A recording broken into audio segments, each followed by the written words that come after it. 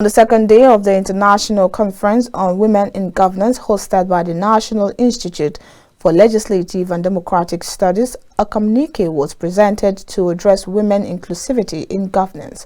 Yesterday in Abuja, the essence of the conference is said to give women upper hand in governance as 2023 general elections and the nomination of ministerial appointment did not consider women. Our correspondent Mavis Ako brings us more. In Nigeria, it has been observed that women often experience great discrimination in social, political, and economic aspects of life compared to the male gender. As such, this led to a growing concern amongst women. Hence, a Women International Conference chaired by National Institute for Legislative and Democratic Studies, NILDS. The conference saw participants from the other parts of the African countries working together in bridging the gap in women's participation in governance. At the end of the 2 days conference in Abuja, a communique was presented stating that Nigerian women are discriminated in the decision-making as a result of stereotypes of different kinds. Hence, stakeholders advocate for 50% increase for women in the constitution. Women in Nigeria have been greatly discriminated against in the decision-making institutions and mechanisms due to nuances such as cultural stereotypes, religion, traditional practices, and patriarchal societal structures. 3. That women participation from the beginning of the Fourth Republic was staggering, however increasing.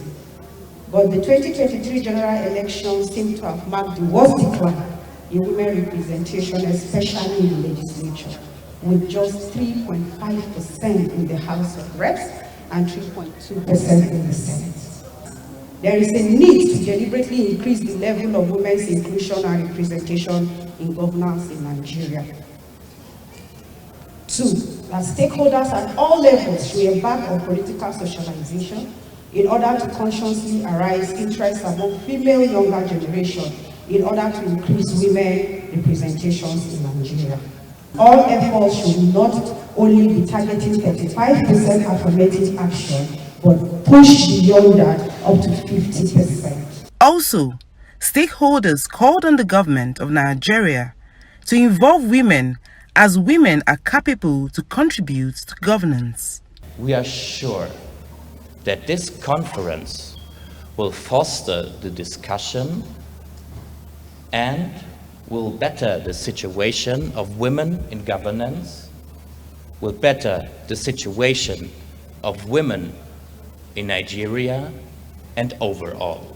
Women are claiming what they deserve: equality. We are very capable.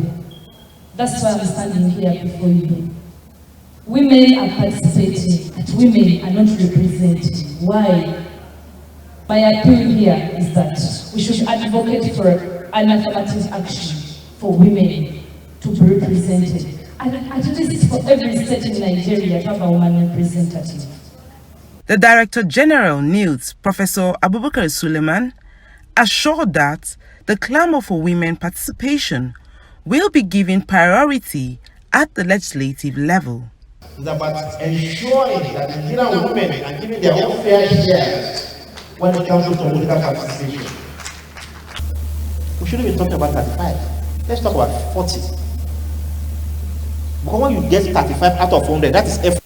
I want to assure you, on behalf of the Senate President, and indeed the leadership of Nigerian legislature, that the clamor for women participation in governance will be given serious attention this time around. The consensus here is that NILDS position paper from the Women International Conference be submitted to lawmakers to swiftly act on gender inclusivity. From the nation's capital, Mavis Ako.